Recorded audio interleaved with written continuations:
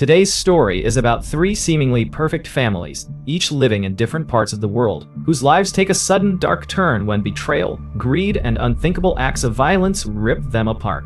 These cases will leave you questioning how well we ever really know the people closest to us. But before we dive into these chilling stories, if you're a fan of the strange, dark, and mysterious delivered in story format, then you found your new home. We upload daily, so if that's your thing, make sure to hit subscribe and turn on all notifications so you never miss an episode. Alright, let's get into today's stories. On a warm August night in 2018, in Frederick, Colorado, the house of Chris and Shanann Watts stood dark and quiet, seemingly untouched by the turmoil that was about to unfold.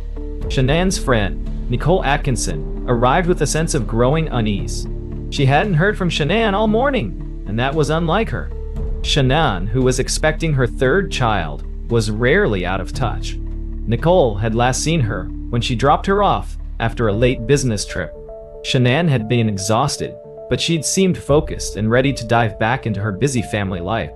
Yet now, as the hours stretched on, silence was all Nicole was getting. When Nicole knocked on the front door, there was no answer. She checked her phone again, hoping for a message or some sign, but there was nothing. Panic started to tighten in her chest. She knew Shanann as a dedicated mother, someone who would never just disappear without a word, especially not with two young daughters at home. Determined, Nicole called Chris Watts, Shanann's husband, who was supposedly at work. His response was oddly calm, even indifferent. He brushed off her concerns, saying Shanann might be out with the girls or resting somewhere in the house. But Nicole couldn't shake the worry. She decided to contact local law enforcement, insisting they check on Shanann and her daughters, Bella and Celeste.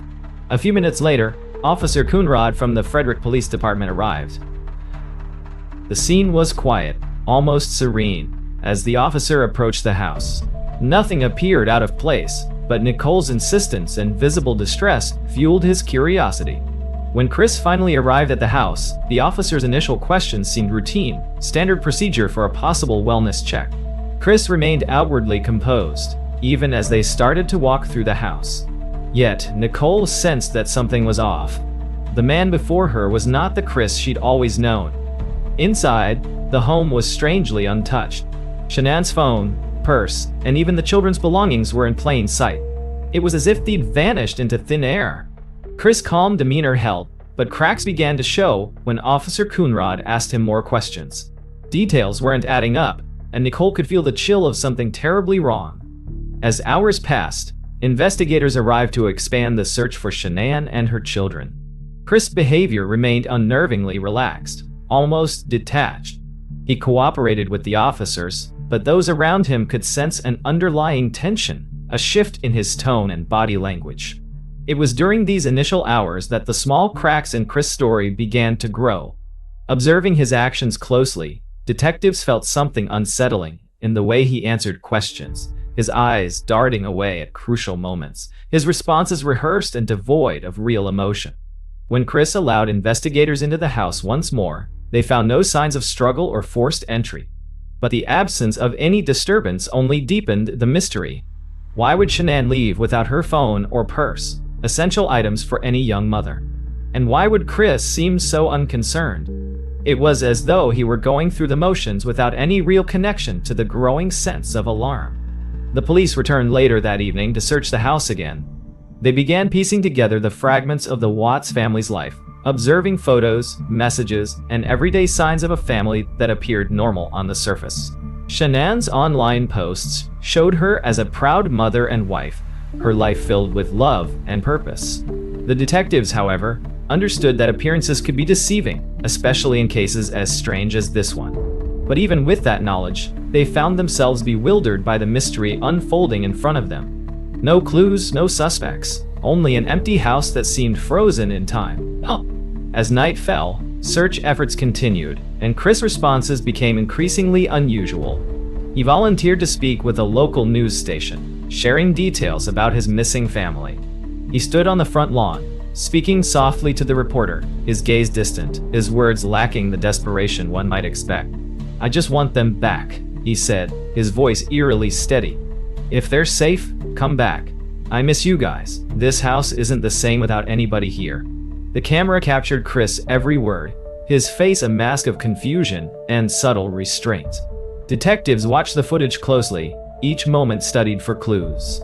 And although he seemed to follow all the expected steps, making pleas for their return, expressing hope that they were okay, something still didn't sit right. His lack of genuine distress felt out of place.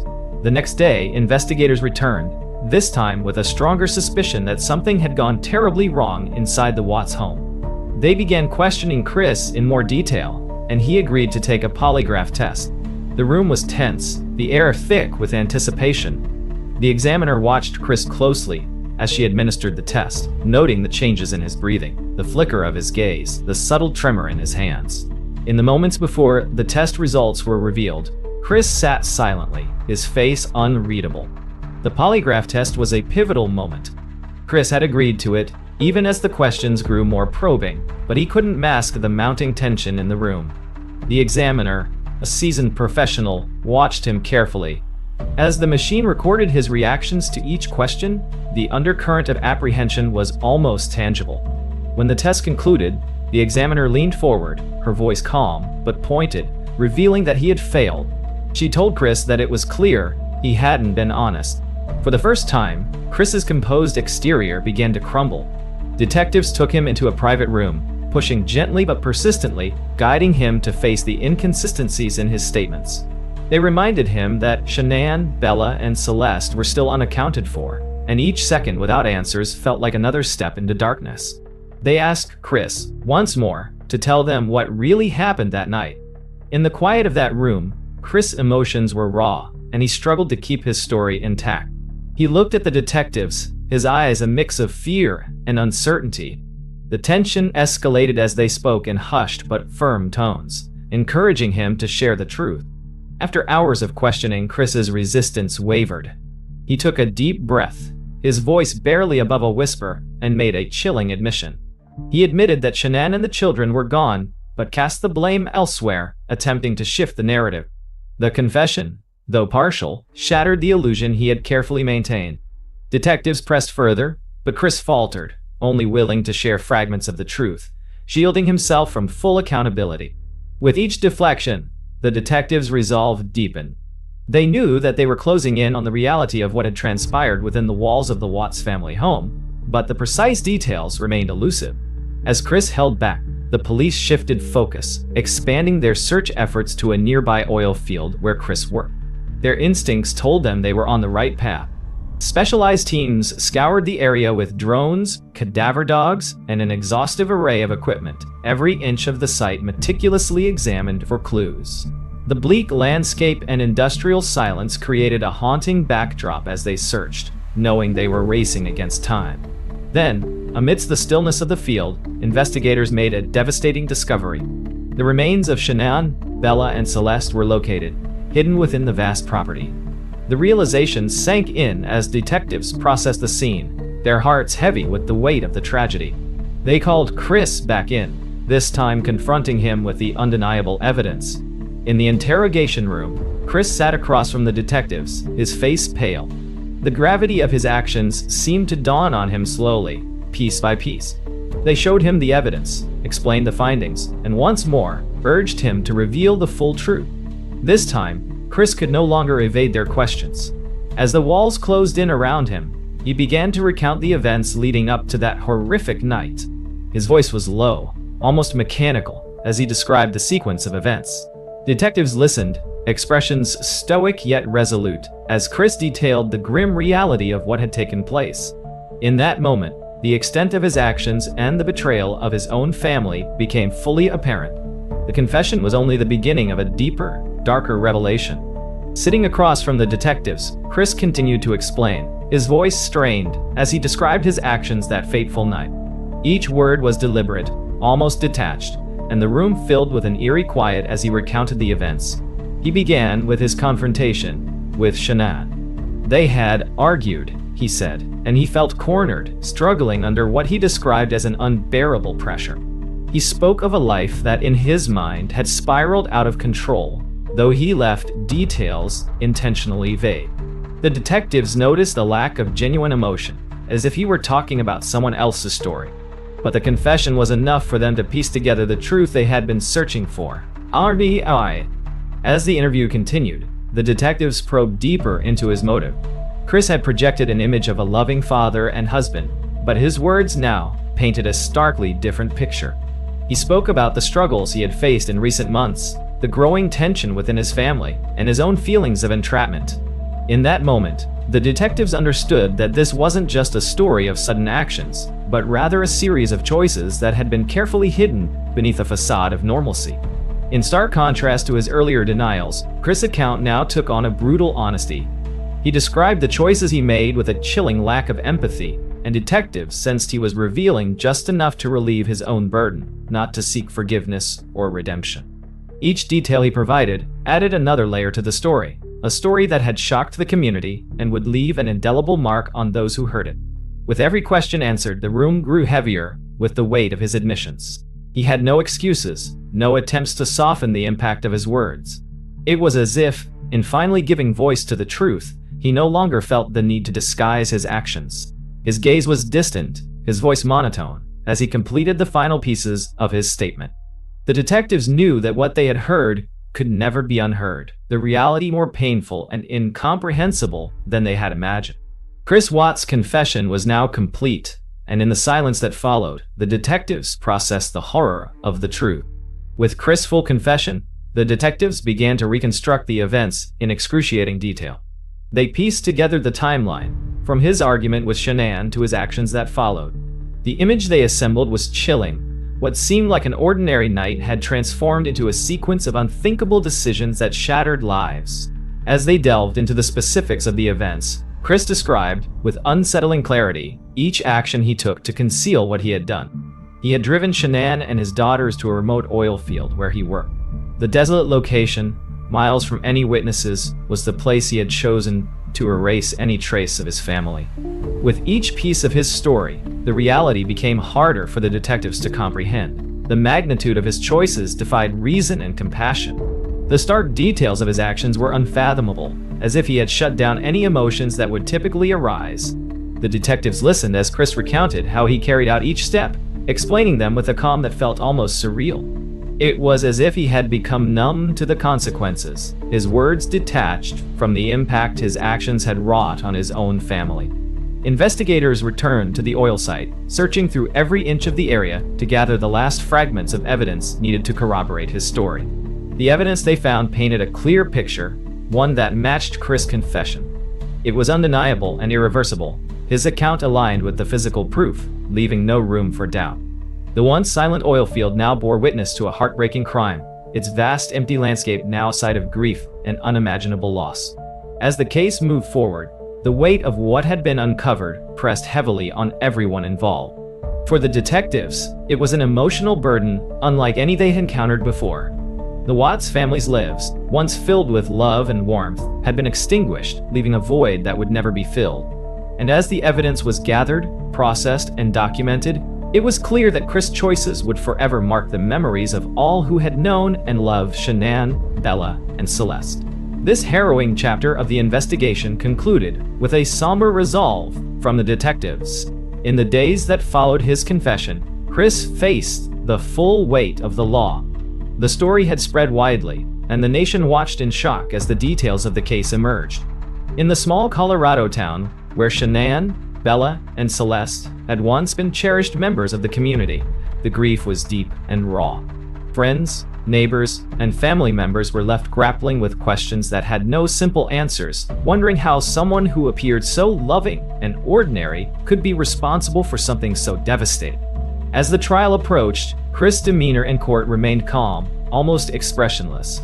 He entered a plea deal, agreeing to a life sentence without the possibility of parole, in exchange for avoiding a lengthy trial.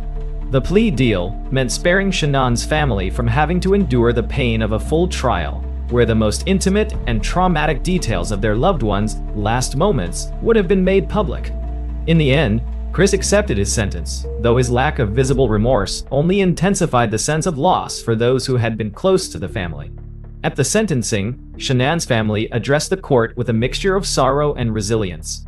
Her parents and brothers spoke of the joy she had brought into their lives, the laughter of Bella and Celeste, and the dreams that were stolen in an instant. They spoke not only for themselves, but for the many who had known Shanann as a dedicated mother, a friend, and a light in their community. Their words were heavy with pain, but also with a sense of finality, an understanding that justice, though achieved, would never bring back the family they had lost. As the court proceedings concluded, Chris was taken away to begin his sentence. Outside, the media waited, capturing the emotional moments as Shanann's family emerged, surrounded by supporters who had come from near and far to stand by them. The community rallied around them in the weeks and months that followed, offering a small measure of comfort amid the immeasurable grief. Over time, the Watts home, once a place of love and laughter, remained a haunting reminder of all that had happened within its walls. Neighbors continued to drive by in silence, the memory of the tragedy lingering as a lasting scar on the town. Yet, even as the years passed, Shanann's memory and that of her children endured. Friends shared stories of her kindness, her dedication to her family, and her boundless energy. For the community and all who followed the case, it served as a heartbreaking reminder of the fragility of life and the hidden depths of human behavior. Chris' actions left an unfillable void, one that his life sentence could never truly balance. But in remembering Shanann, Bella, and Celeste, those left behind found strength, choosing to honor their lives rather than let the tragedy define them. The world moved on, but the memory of the Watts family remained, a solemn reminder of both love and loss that would never be forgotten. The next story is called The McStay Family. On a February day in 2010, Joseph McStay was focused on growing his business, building custom water features that brought serenity into people's homes. He lived with his wife, Summer, and their two young sons, Gianni and Joseph Jr., in a modest home in Fallbrook, California, a suburban town that promised safety and quiet evenings. Joseph had been busy working on big deals that week, but on February 4th, something unexpected happened that would eventually send shockwaves through the lives of everyone who knew the McStay family. That morning, a routine email exchange between Joseph and one of his business partners, Chase Merritt, seemed to indicate everything was fine. Joseph had been organizing invoices and coordinating plans for their next project. But when he abruptly stopped replying, his partner took it as a small quirk in their usual dynamic. Still, when a day turned into two, with no word from Joseph, people started to wonder. Calls to his cell phone went unanswered, and there was no response to emails. Close friends grew uneasy, feeling that something was off. As days slipped by, their absence became impossible to ignore. By February 10th, the family's loved ones were becoming desperate for answers. Joseph's brother, Michael McStay, decided to take action. He made his way to the McStay home, hoping he'd find a logical explanation. Maybe they were away on a spontaneous trip. But as he arrived, Michael felt an overwhelming sense of dread. The house was quiet, almost eerily so. Walking up to the door, he noticed there were no obvious signs of a break-in. But upon entering, a chill went down his spine. Inside, nothing appeared immediately wrong, except for the fact that everything felt suspended.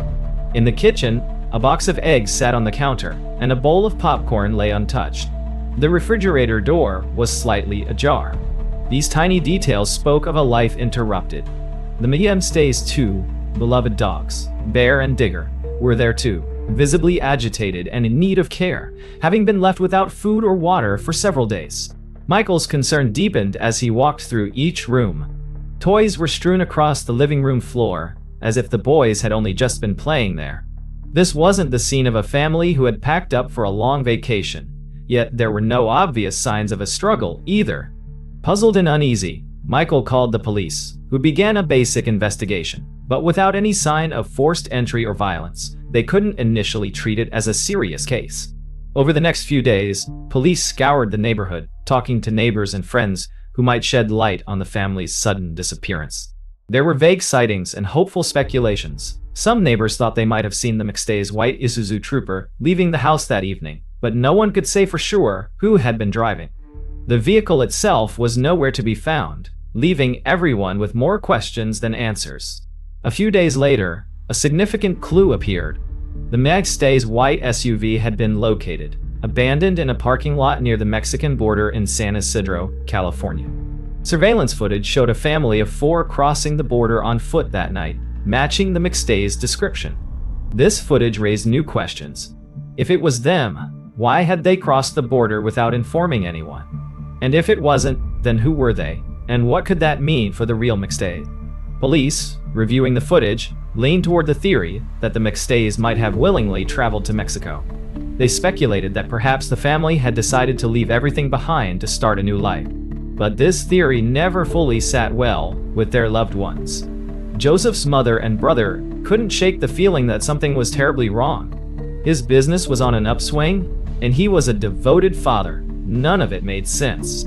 Time wore on, and while tips occasionally came in, there was no concrete breakthrough. Investigators searched Joseph's business transactions, and a series of unanswered questions kept coming up. Unexplained phone calls to his business partner Chase and erratic financial activity fueled new theories. Chase had been one of the last people to see Joseph, raising suspicions, but he too seemed confused and at a loss. This wasn't the kind of case that would be solved easily or quickly. By now, the nation was watching, captivated by the eerie mystery. How could a family of 4 simply vanish without a trace, leaving behind everything they held dear? Police continued to piece together fragments of information. Every lead seemed to either stall or bring them back to the same chilling, unanswered question. Where were the McStays? With no solid answers, the case gradually went cold. Months turned into years, and Joseph's mother and brother, heartbroken, continued to push for answers. Their lives were dominated by the grief of not knowing, of living in a reality where they were haunted by every new theory and every missed detail. The quiet town of Fallbrook was left shaken and mystified, bound together by an unspoken sense of dread and loss. It seemed that, for the McStay family, time had simply stopped.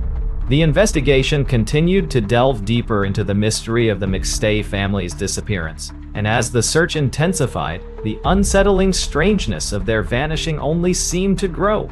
Each clue and new piece of evidence led investigators to unexpected turns, leaving more questions than answers. Local law enforcement worked tirelessly to trace the family's last known steps, hoping to find some clarity in the mess of unanswered calls, missed appointments, and a strangely untouched home. Friends and family were called in for questioning. Neighbors were interviewed repeatedly, and every detail was scrutinized. Yet no one could piece together why a seemingly happy family would disappear without warning.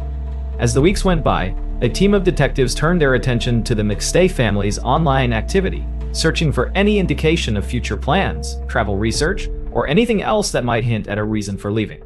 This led them to a curious find: Joseph's internet search history, which revealed a series of searches for travel to Mexico and information about passports for children. It was a puzzling development, as it seemed to suggest that he or Summer had been researching the logistics of crossing the border with their 2 young children. Yet, even this discovery was far from conclusive. Joseph's business, which specialized in fountains and water features, had expanded to include clients in Mexico, and he had recently been in contact with suppliers there. Could the search history be related to business and not personal plans? Detectives wrestled with this ambiguity, unsure if this was a meaningful lead or a dead end. Meanwhile, the family's SUV, left abandoned near the Mexican border, became a focal point in the case. Inside the vehicle, investigators found a few essential items left behind: the children's car seats, toys, and some of the family's personal effects. But there was nothing overtly suspicious, nothing that screamed of violence or harm. The discovery of the car felt like a breakthrough, but it soon led only to more frustration. Why had the family left it there, and why was it devoid of any real clues? As the focus shifted, another unsettling piece of evidence emerged. Investigators discovered footage from a security camera near the border that appeared to show a family of 4, resembling the McStays, crossing into Mexico on foot. The video, although grainy, seemed to show a man, a woman, and 2 young children crossing the border, and it sparked endless debate. Could this be the McStay family? And if so, why would they cross without notifying anyone, with no clear plan or reason? The grainy video added to the swirling theories surrounding the case. Some believed the family had voluntarily crossed into Mexico, either to escape something or to start anew. Others feared that the video might show another family altogether, meaning the McStays' whereabouts remained a dark mystery. Frustratingly, The video didn't provide a clear enough view to make a positive identification, leaving investigators and the public to speculate on what it truly represented. As time passed, law enforcement began to pursue more radical theories. Could they have crossed into Mexico to evade danger, or perhaps to avoid some looming financial pressure? Could there have been an external threat that drove them to flee? And if they did leave voluntarily, why had they left everything behind in such a chaotic manner? Detectives circled through these possibilities, searching for a narrative that made sense. Meanwhile, Joseph's business dealings came under increasing scrutiny. As his fountain and waterfall design business grew, so did his network of clients and business partners. Among them was Charles Chase Merritt, one of Joseph's close business associates and someone with a complicated past. Merritt was among the last people to have seen Joseph, and the two men had been in frequent contact during the days leading up to the disappearance.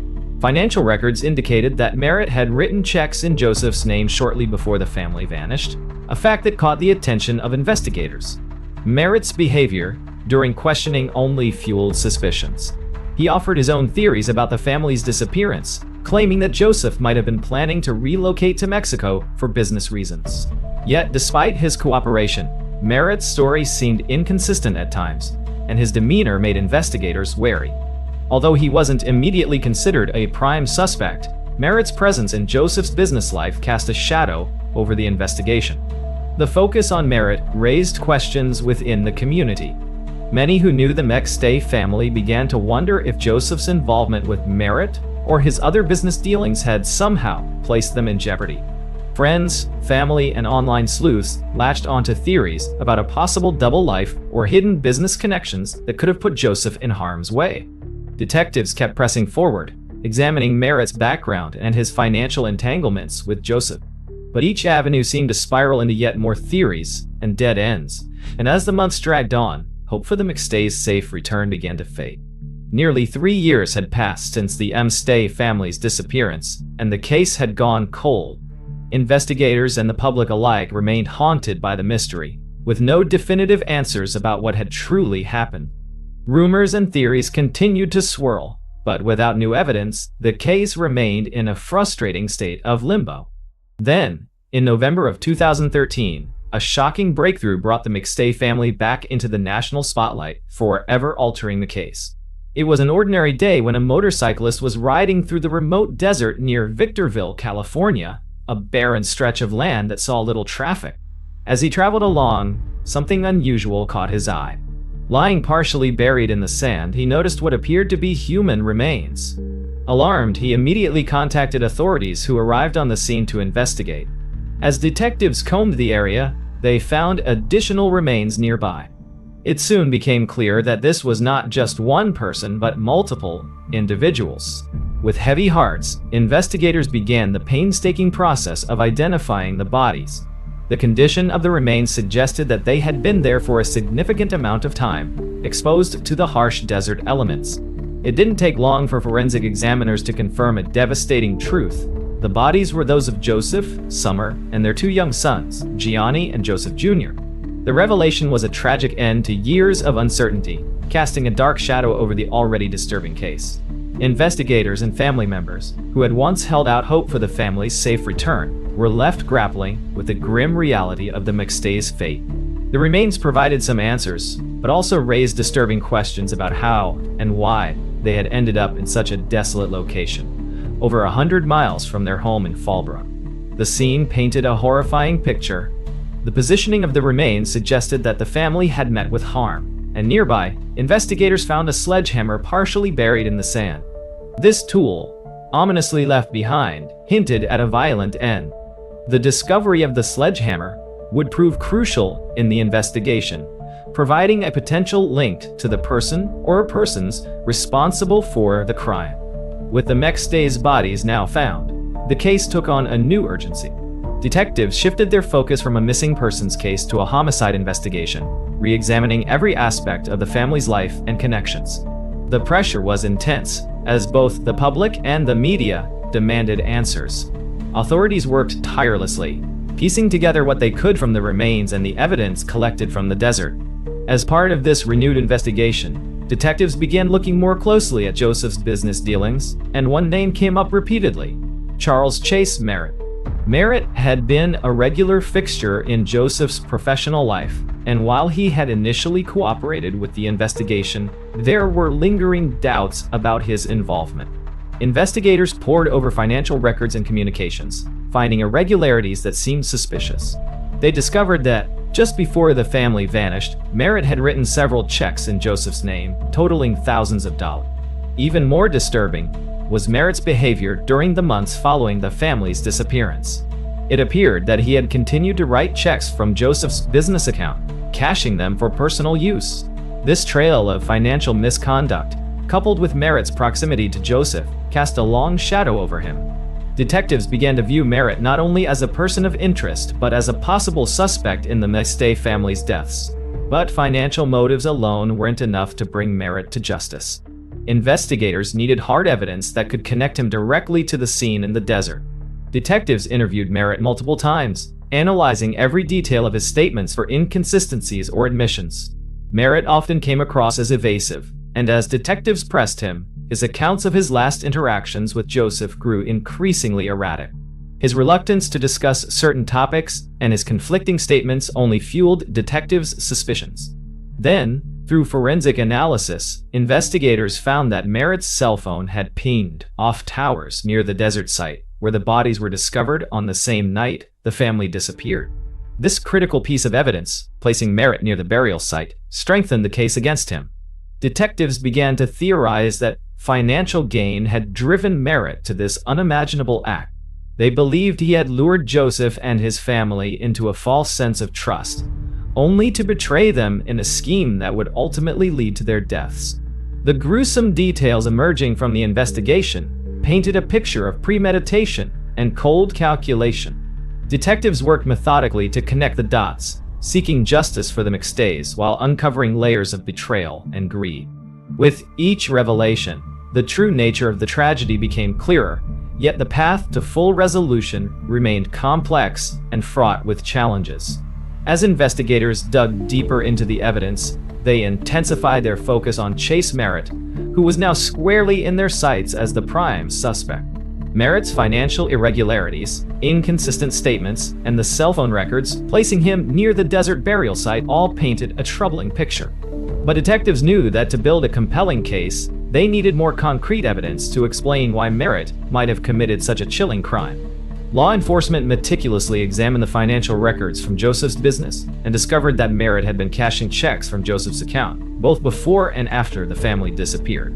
The total amount involved in these transactions suggested a pattern of deception, one that could point to a possible motive: Merritt's need for money. In fact, detectives found that Merritt was in significant financial trouble. He was deeply in debt, and his gambling habits had left him constantly strapped for cash. Investigators began to speculate that the mounting debt might have driven Merritt to consider drastic, even lethal, measures. To add to their suspicions, they learned that Merritt's gambling habits had intensified around the time of the family's disappearance.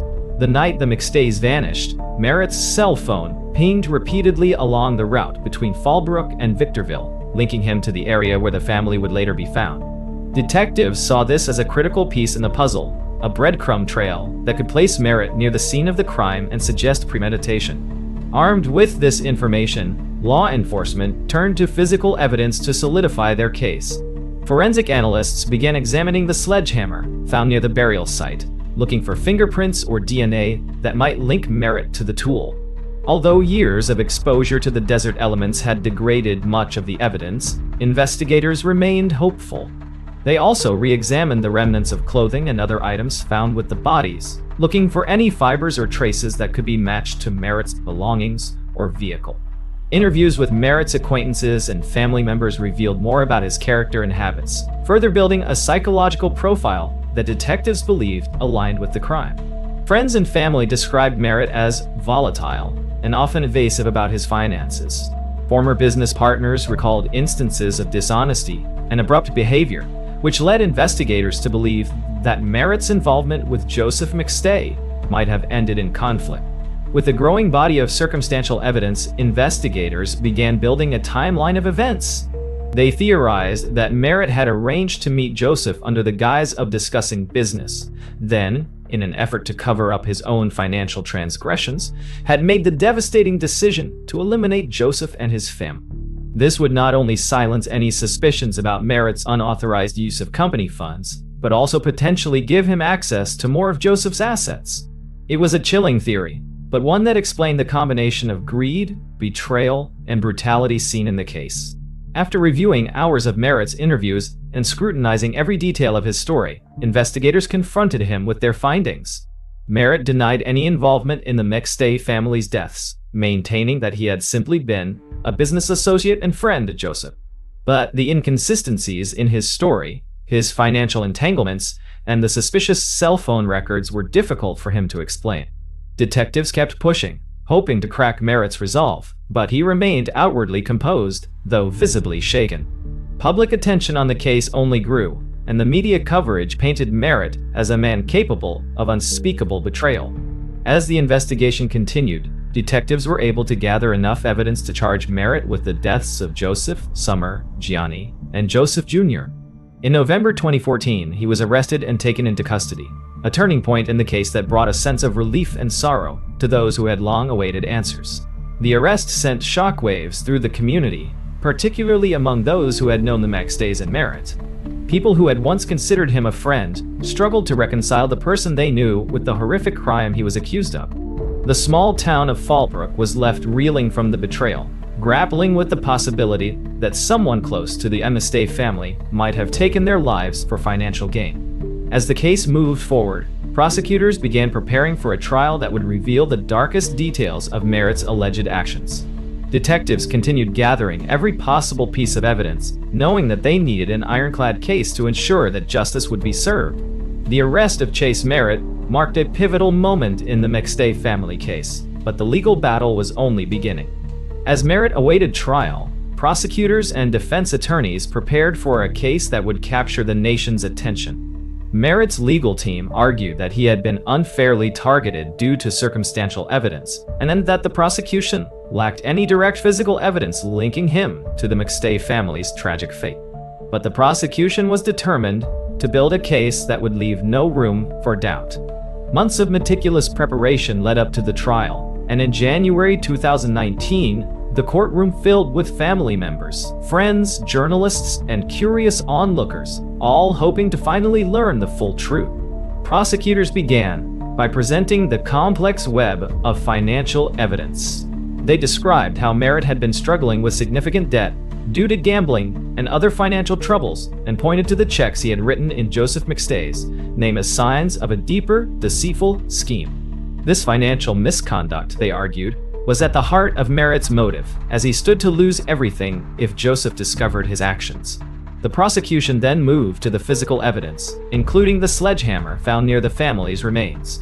Although weather exposure had erased any conclusive fingerprints, the presence of the tool, typically used in construction, an industry both Joseph and Merritt were familiar with, added weight to the case. The prosecution suggested that Merritt had used the sledgehammer in a calculated and brutal manner, then left it at the scene as if discarding a mere tool. Combined with the cell phone records showing Merritt's proximity to the desert on the night the family disappeared, the evidence painted a chilling picture of a calculated plan. One of the most powerful moments came when the prosecution played Merritt's recorded police interviews, pointing out inconsistencies and moments where he seemed unnerved or defensive. The jury watched as Merritt's own words seemed to reveal cracks in his story, shifting from claims of innocence to unclear explanations that often contradicted earlier statements. The prosecution argued that these inconsistencies were signs of a guilty conscience, evidence that Merritt was hiding something far darker.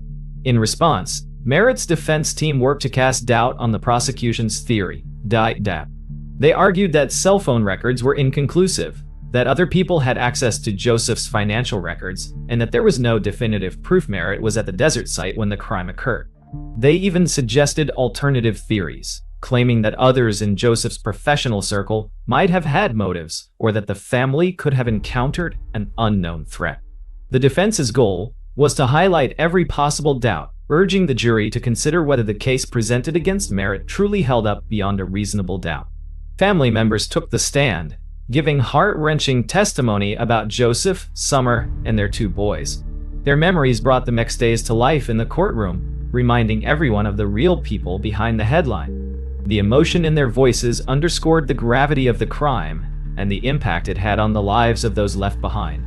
Throughout these testimonies, Merritt maintained a stoic demeanor, his face unreadable, but the weight of the evidence and the emotional toll on the family were undeniable.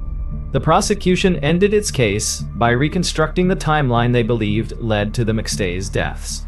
They suggested that Merritt had met with Joseph on the pretense of discussing business, only to turn on him in a violent outburst driven by financial desperation. They argued that Merritt, fearing his actions would be discovered, had decided to eliminate Joseph and, tragically, Joseph's entire family, rather than face the consequences. This final argument was a powerful summation of the case, leaving the jury to consider the devastating impact of Merritt's alleged actions. After weeks of testimony, arguments, and cross-examinations, the case was finally handed over to the jury. The room was silent as they deliberated, and after several days, they reached a verdict. Merritt was found guilty of taking the lives of Joseph, Summer, Gianni, and Joseph Jr. His sentencing would later confirm that he would spend the rest of his life in prison, with no possibility of parole. For the family members and friends of the McStay family, the verdict brought a sense of justice, though nothing could ever truly heal the loss they had suffered. They gathered together, honoring the memory of the family that had once been such a joyful part of their lives. In the end, the McStay case served as a haunting reminder of the darkness that can sometimes exist beneath the surface of seemingly ordinary lives. While the trial concluded with a conviction, the memory of Joseph, Summer, and their young boys remained strong in the hearts of those who loved them. As the courtroom emptied, their loved ones left with a mixture of sorrow and relief, knowing that, at last, justice had been served. But the echoes of the McStay family's story would linger long after, a poignant legacy that would remain with everyone who followed their story. The next and final story is called Axe Murders. It was a quiet night in the affluent De Zalze Golf estate in Stellenbosch, South Africa, an estate known for its luxury and strict security measures. Inside the Van Breda family's home, everything seemed peaceful, but that peace was soon shattered. In the early hours, a call for help would be placed. A voice, fractured and barely above a whisper, reported a terrible incident at the Van Breda home. The caller was Henri Van Breda, the youngest son of the family, who described an unimaginable event unfolding that night. The family consisted of Martin Van Breda, a successful businessman, his wife, Teresa, their eldest son, Rudy, who was visiting from Australia, Marlee, the youngest daughter, and finally, Henri. They were a family known for their close bonds and enjoyed the luxuries of life in a well-protected community. But nothing could have prepared anyone for the horrors that transpired that night. Henri's voice trembled as he spoke with the emergency operator, describing what he said had happened. He claimed an unknown intruder had entered their home and attacked his family while they slept. The details were harrowing, yet Henri's voice remained calm, too calm, some would later say, for someone who had just witnessed such a scene. His words painted a vivid picture. The intruder had allegedly carried an axe, striking swiftly and leaving behind a scene of devastation. And yet, Henri himself had somehow survived. When emergency responders arrived, they found the aftermath, a household torn apart. Martin and Teresa, along with their eldest son, Rudy, had suffered fatal injuries. Marlee, the youngest, had somehow survived, although her condition was critical. She lay there, clinging to life. The family's home was now silent, a grim echo of the violence that had erupted within its walls. And Henri, the only other survivor besides Marlee, was found with minor injuries, small scratches and bruises that seemed out of place compared to the brutality inflicted on the others. As the investigators entered, their eyes scanned the scene, capturing each detail, each piece of evidence left behind. The walls bore the dark stains of the incident, and the furnishings were disrupted as if there had been a struggle. But despite the apparent chaos, there were puzzling elements. The security of the estate, for one, made it difficult to imagine an intruder successfully entering undetected. And then there was Henri's account, calm and measured, with details that didn't entirely align with the evidence. Henri described his confrontation with the intruder, a faceless figure in dark clothing who wielded an axe with terrifying precision. According to his account, the intruder attacked his parents and his brother first, with Henri narrowly escaping further harm. He described grappling with the figure, recounting how he had fought to save his life before the intruder ultimately fled, leaving him and Marley behind. The details seemed straightforward, but as detectives continued to investigate, inconsistencies began to emerge. Henri's minor injuries didn't match the severity of the attack he had described. For someone who claimed to have fought off a determined assailant, his wounds seemed surprisingly superficial. As forensic experts moved through the home, they carefully cataloged each piece of evidence: the blood patterns, the angles of the blows, and the peculiar absence of forced entry. With each observation, the narrative Henri had provided seemed to unravel further. The estate security was tight. Residents passed through guarded gates and surveillance checkpoints. Intruders would have faced significant barriers, and yet Henri's story suggested that someone had managed to bypass all of these precautions and enter their home undetected. The more the investigators examined, the more they questioned how a stranger could have known the layout of the home so well, managing to carry out an attack with such a chilling level of precision before vanishing into the night. Then there was the matter of Henri's behavior in the hours following the event. He claimed he had waited to call for help because he was unsure what to do, but investigators noted how unusual it was for someone in his position to delay reaching out, especially given the urgency of the situation. And as detectives listened to his 911 call, they noted how his voice had remained steady throughout, as though he was describing something far less immediate and personal. Each detail pointed to a crime that was not as straightforward as Henri's account had made it seem. What was initially thought to be a tragic home invasion began to appear as something potentially more complex. Investigators were left with a troubling question. If the events had not happened as Henri claimed, what had truly taken place inside the Van Breda home that night? The investigation was only just beginning, and already the pieces were refusing to fit. The investigation into the Van Breda murders was now in full swing. Crime scene investigators combed through every inch of the house, seeking answers to a mystery that grew stranger with each passing day. They meticulously documented the evidence: footprints, fingerprints, blood spatters, while analysts began piecing together a timeline of events from that fateful night. Yet despite their best efforts, what they found left them with even more questions. The house itself, nestled within the confines of a secured estate, should have been a sanctuary. High walls, strict gate access, and regular security patrols made it a challenging place for any outsider to reach undetected. The absence of forced entry weighed heavily on the investigators. How had a stranger gotten past all those barriers? And even if someone had managed to enter, why were there no signs of struggle in the areas where Henri claimed he had grappled with the intruder? But perhaps most puzzling of all was Henri's version of events. As detectives listened to him recount that night, they found themselves troubled by the peculiar calm he maintained in his retelling. His story remained consistent, but his demeanor left a strange impression on those interviewing him. Henri claimed he had watched his family being attacked one by one, each moment more horrifying than the last. Yet, he was able to describe these events without breaking down, an emotional restraint that felt incongruous with the situation. Adding to the complexity, Henri's physical condition raised doubts. His injuries, minor cuts and bruises, did not match the violent struggle he had described. Forensics experts, experienced in reconstructing crime scenes, analyzed the patterns of blood and the angles of the injuries on the victims. They found that the blows were precise and brutal, dealt with an intensity that suggested familiarity and control. Such calculated violence seemed more personal than random, leading the investigators to question whether the attacker might not have been a stranger after all. Days passed, and investigators pushed further, hoping that Henri might recall details he had missed or suppressed. When asked to reenact certain parts of his story, Henri remained cooperative but unshaken. Detectives observed his posture, his gestures, every slight reaction, searching for inconsistencies. To their surprise, Henri repeated his account almost verbatim, maintaining an air of composure that unsettled them. If he was reliving a night of sheer terror, he did so without a single crack in his calm exterior. As investigators dug into Henri's background, they uncovered elements of his life that raised concerns.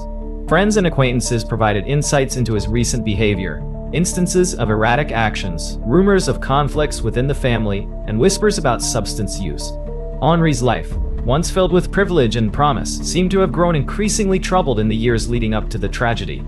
These revelations began to paint a more complicated picture of the Breda family and their youngest son. Then, forensic experts presented their findings.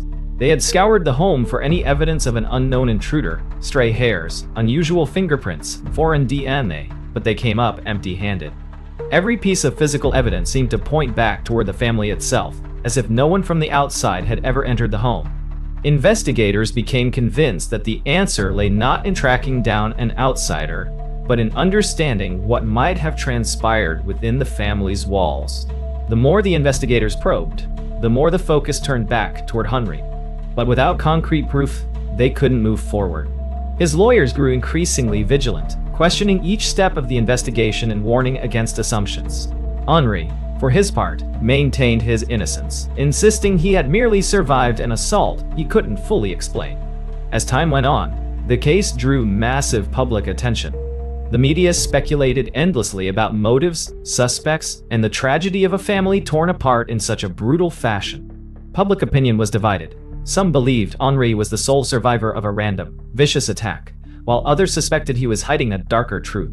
The police, under pressure to provide answers, continued to explore every angle, driven by the hope that the evidence would finally reveal what had really happened inside the Breda home that night.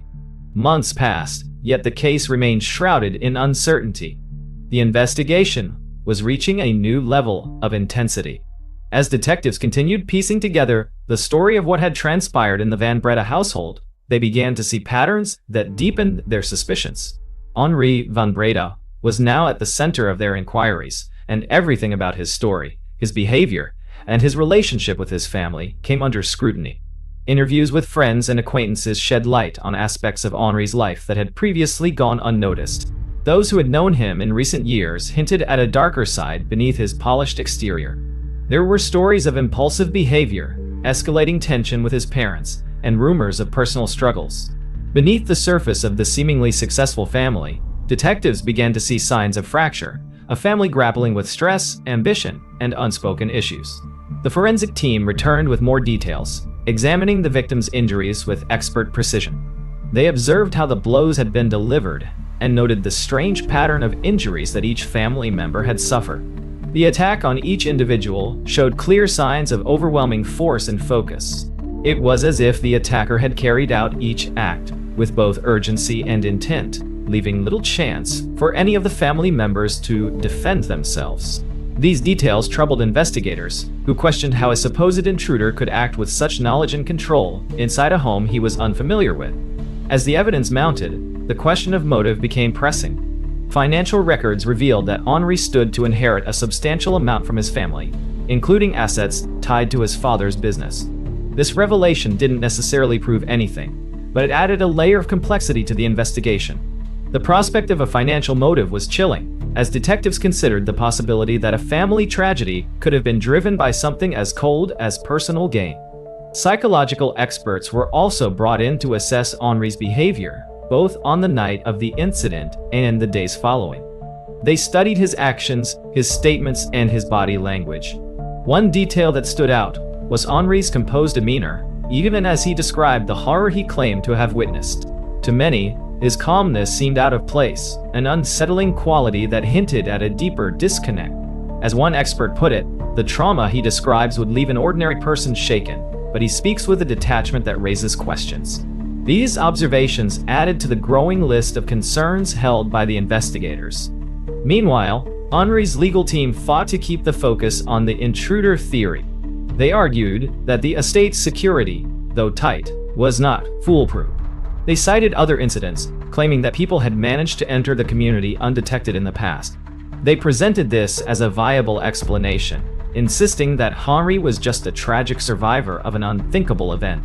Despite the mounting suspicions, the defense team held firm, casting doubt on the police's ability to prove any other scenario beyond reasonable doubt. But the evidence continued to tell a different story. A deeper look at the Breda family's interpersonal dynamics revealed periods of tension between Henri and his father, Mark. Friends spoke of conflicts that had grown more intense over time, with Henri occasionally withdrawing from family gatherings and spending more time isolated. There were accounts of arguments about his lifestyle, his choices, and his apparent lack of direction. The father-son relationship had become strained, a fact that troubled investigators as they tried to understand what could drive someone to such a drastic action. Finally, in a break that would propel the case forward, forensic analysts discovered new traces of DNA on one of the weapons used during the attack. This finding was pivotal, as it tied someone within the family's immediate circle to the crime scene. While it was not definitive, the presence of this DNA raised serious questions about who could have been responsible and left investigators more determined than ever to find answers. The case now had layers of psychological intrigue, forensic complexity, and the looming mystery of a family tragedy shrouded in dark. And though answers remained elusive, detectives were inching closer to a revelation that could finally unveil the truth of what had really happened on that fateful night. The courtroom was filled with anticipation as the trial of Henri van Breda began. Journalists, members of the public, and legal experts watched closely, each eager to witness the outcome of one of South Africa's most high-profile cases. The prosecution aimed to present a carefully constructed argument, one that painted Henri as a cold, calculating individual driven by personal motives. The defense, however, maintained that Henri was merely a survivor of an unimaginable tragedy and that the real perpetrator had escaped into the night. As the trial unfolded, prosecutors laid out their case, focusing on the brutal nature of the attack and the improbability of an outside intruder. Forensic evidence took center stage as experts explained the details of the physical evidence. Bloodstain patterns were mapped out, showing how each victim had been targeted and the sequence in which the attacks had likely taken place. The angle of the blows and the distinct pattern of injuries told a story of someone familiar with the layout of the home, someone who knew exactly where each family member was. The prosecution's forensic experts analyzed Henri's account, comparing it to the evidence. They pointed out discrepancies, such as the lack of defensive wounds on his hands, which they argued was unusual for someone who claimed to have fought off an intruder. Moreover, the minimal injuries he had sustained did not align with the level of violence directed at his family. While Henri's defense tried to dismiss these observations as circumstantial, the cumulative weight of the evidence made it hard for the jury to overlook these inconsistencies. Then came the financial motive. Prosecutors presented evidence showing that Henri stood to inherit a substantial sum from his parents' estate. They portrayed this as a possible reason behind the incident, suggesting that he was driven by both resentment and the allure of financial independence. Defense attorneys countered this by highlighting Henri's close relationship with his family, emphasizing that there was no clear history of conflict severe enough to push him toward such drastic actions. The defense team argued that financial need alone was an inadequate explanation, considering Henri's otherwise comfortable life. Next came the testimonies from those closest to the Van Breda family. Friends, neighbors, and former classmates recounted their impressions of Henri and his family dynamics. Some testified to a seemingly normal family, one without major issues, but others painted a different picture, mentioning tensions that had arisen in recent years. Several witnesses hinted at arguments, notably between Henri and his father, Martin, who had reportedly been growing frustrated with his son's choices. This testimony hinted at a possible underlying rift, one that had perhaps intensified in the months leading up to the tragedy. Henri's behavior following the incident also became a key point of contention. For the prosecution, his calm and composed demeanor, as recorded in the emergency call, raised serious doubts. Psychological experts provided insights into trauma responses, noting that while everyone processes trauma differently, Henri's reaction stood out as unusually detached. His apparent lack of distress and his delay in calling for help were portrayed as inconsistent with someone who had just experienced such a traumatic event.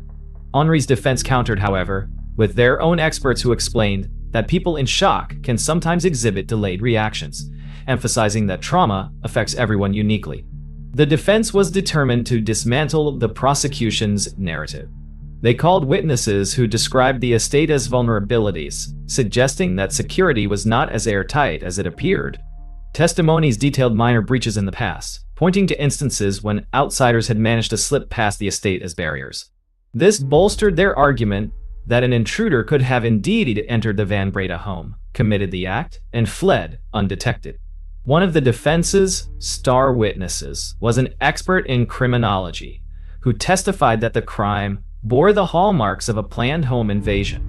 According to the expert, the brutality of the incident could point to an external threat rather than an internal one. The prosecution, however, responded with their own analysis, contending that the precision and familiarity with the victim's routines implied an insider's knowledge. The back and forth left the jury to weigh the complex psychology of the crime and the mounting forensic evidence against the defense's assertion of Henri's innocence. As the weeks of testimony drew on, tension in the courtroom grew. Both the prosecution and the defense had woven intricate arguments, and each witness added a new layer to the story. The trial became not just a search for justice, but a deep dive into the fractured life of a family that had once seemed perfect from the outside.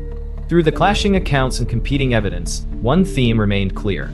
The truth of what happened in the Van Breda home was buried under layers of deception, mystery, and human complexity. Now, with closing arguments approaching, the case would soon rest in the hands of the jury, who would be tasked with unraveling the complex web woven by both sides.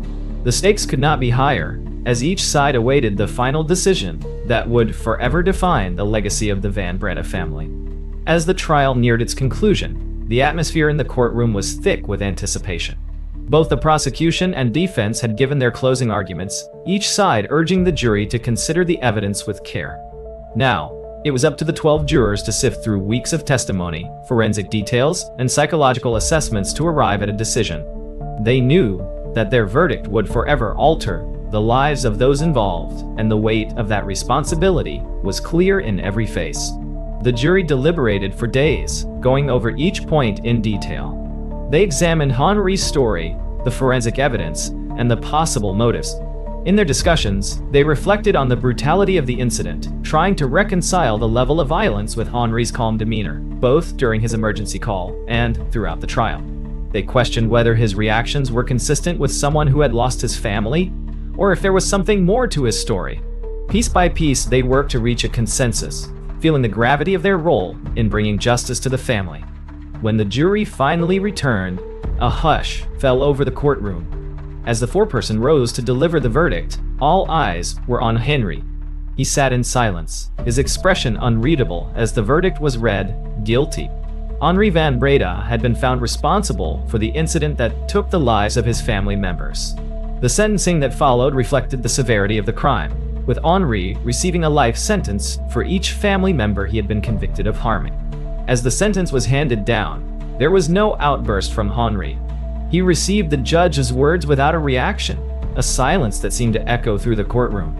Observers noted the stoicism that he had maintained throughout, a quality that had left many unsettled and contributed to the questions that would linger long after the trial was over.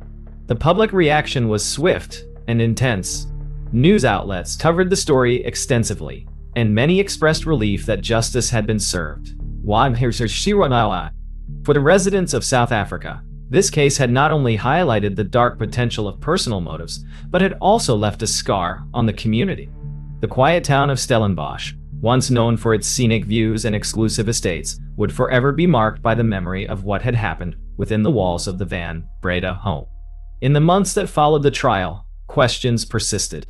How could such a tragic series of events have taken place within a seemingly ordinary family? What drives a person to such actions, and could anything have prevented it?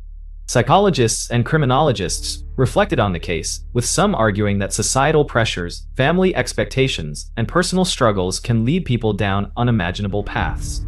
Others maintained that this tragedy was unique, a rare convergence of circumstances that could not easily be explained or understood. For the remaining members of the Van Breda family, the outcome of the trial brought some closure, but left deep wounds. The knowledge that someone from within their own family had been responsible weighed heavily on their hearts. Yet, despite the pain, they found some solace in knowing that justice had been achieved, and that the story of Martin, Teresa, and Rudy would not be forgotten. The case of the Van Breda family would go down as one of the most shocking and tragic in South African history. The legacy of this story was not just a cautionary tale, but a reminder of the fragility of human bonds, and the secrets that can lie beneath even the most serene surfaces. As the world moved on, the memory of what happened within those walls would continue to serve as a haunting reflection of the mysteries of the human heart.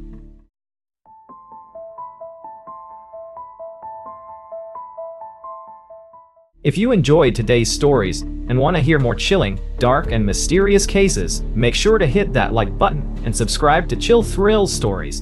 Don't forget to turn on all notifications so you never miss a new upload. We post daily.